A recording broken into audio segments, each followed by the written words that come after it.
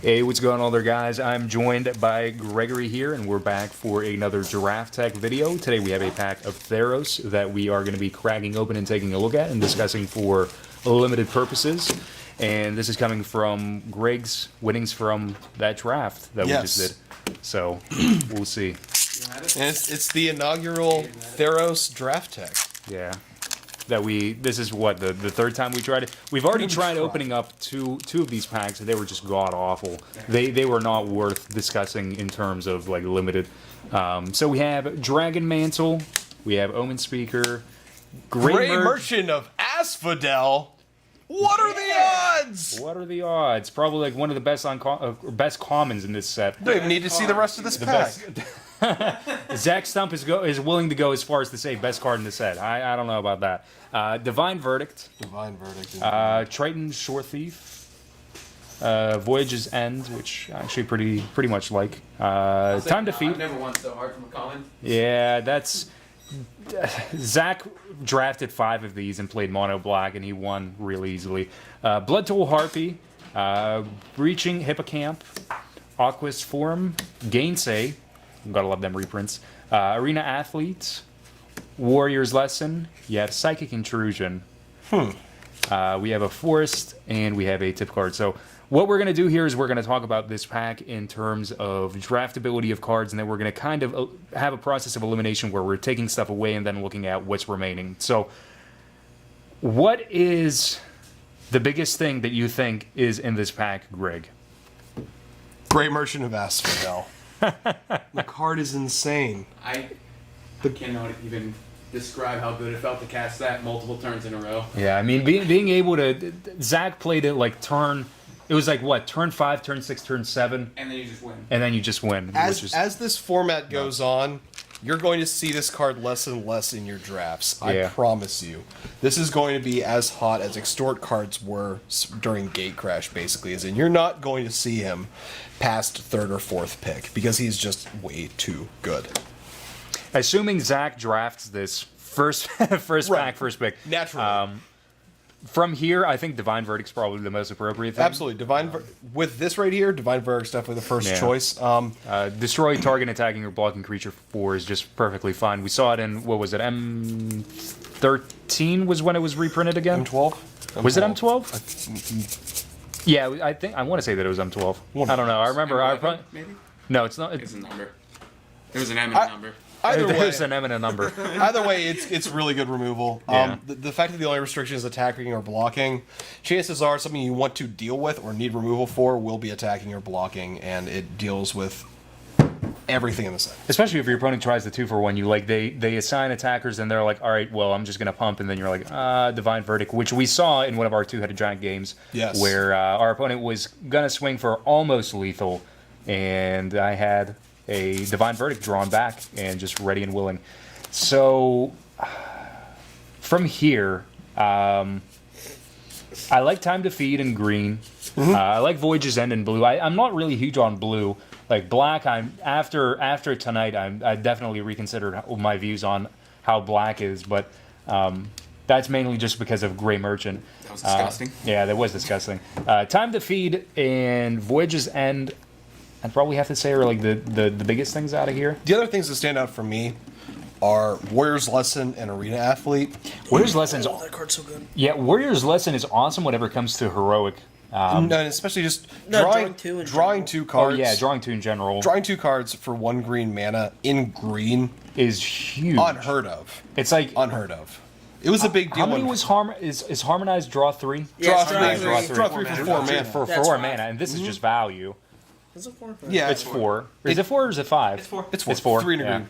The fact that this triggers heroic and draws you cards in green, which is a color that rarely ever has card drawing abilities, is absolutely wonderful. Actually, Arena Athlete also. Green. Yeah. Arena Athlete is also a really great card. Whenever you're triggering him, being able to choose something that's not going to block for the attacking phase is really powerful.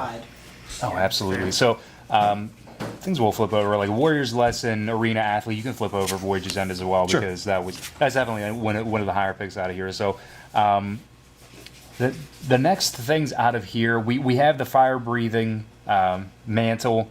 We also have Aqua's form, this, not considering the mantle, I was just pointing it out, but the Aqua's form is just really nuts, giving your creature evasion, and whenever it attacks, scry 1. Can't be blocked is huge for an enchantment for just 1 blue. Yeah, absolutely. Especially if it's played on something real early too. Just being able to pump out some early damage that's unblockable and scry early. I mean, the card's pretty good at any point in the game, but I've seen it be used very well and limited from the few experiences I've had so far in early drops. I mean, if you go like Thassa's Emissary, Aqua's form, and then just swing in, scry 1, you choose what you want to do with that card, and then you draw after you make the connect hit. That's just nuts. Absolutely nuts. Also in this pack, I think at this point I might pick up the Psychic Intrusion, which at this point, to be honest, It's like a... it's a difficult card to evaluate. Yeah. So target, I have to read some of these because I haven't played with them enough. Target opponent reveals his or her hand. You choose an online card from it, and you choose an online card from that player's graveyard or hand and exile it. Huh, that's interesting. So you don't have to pick something from their hand. You may cast that card for as long as it remains exiled, and you may spend mana as though it were mana of any color to cast that spell. So it's kind of like if you already killed something off, you can just exile it, and then from there on you can go ahead and play it.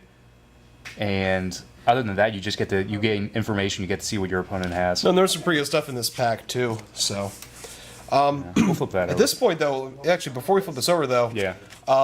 if this is what was passed, Gainsay might be a fairly good option because of the amount of blue cards that are left here to pick. This card right here counters that, and that. And especially these two. Having that play against you would be pretty bad. Also counters Voyage's that, End, which is a extremely annoying card. This one card deals with a lot of the options that you would possibly be passing in this pack. So I would absolutely put this at a higher importance than if it was in a pack with less blue cards. Yeah. So we'll flip over the Intrusion. We'll also flip over a Gainsay, because Gainsay, it's narrow, but it's good whenever it's relevant. From here, if we want to, we'll just decide on one last card that we think is probably the best out of here. And I want to say that it's Omen Speaker, more than likely. I like Omen Speaker, but actually my choice would be Breaching Hippocamp. So the Hippocamp is flash 3/2, enters the battlefield, untap another target creature you control. I consider sort of this set's Nephalia Sea Kite. In terms of that, Okay, yeah, I that can see usually that. being a blowout. If see you that. play this correctly, you can lead it to basically a double blowout, using that to block something that's weaker, Yeah. but also using the untapped thing to block something else too. And I think that's a very, very good. It's flash Yeah. creatures are normally pretty good and should have a little bit of importance placed on them, but the fact that could possibly even be a 3-for-1 is just fantastic. That's probably a better assessment than Omen Speaker, I would imagine. Because 1 3-for-2 early on is pretty fine. Getting the Scry 2, even late game, getting the Scry 2 is just pretty nice for you. But yeah, I definitely agree. The Hippocamp is definitely really awesome too. So let's flip over everything and just kind of note out the things that we've had. So like Warriors Lesson Time to Feed, we're good out of here. The Psychic Intrusion a little bit later on. Gray Merchant, that's probably the first pick out of here. That Trust we us. Yeah, trust us. Trust us and Zach Stump. Yeah, he definitely won with this. Divine Verdict. We have things like Gainsay, Arena Athlete, Voyage's End, Aqua's Form, and I don't remember now if I mentioned Divine Verdict, but Divine Verdict. Second pick. Second pick. Yeah. Second pick. it 2/4 Gray Merchant drop first, it? Divine Verdict second. So thank you guys for joining us for another Draft Tech video. We'll see you back here another time.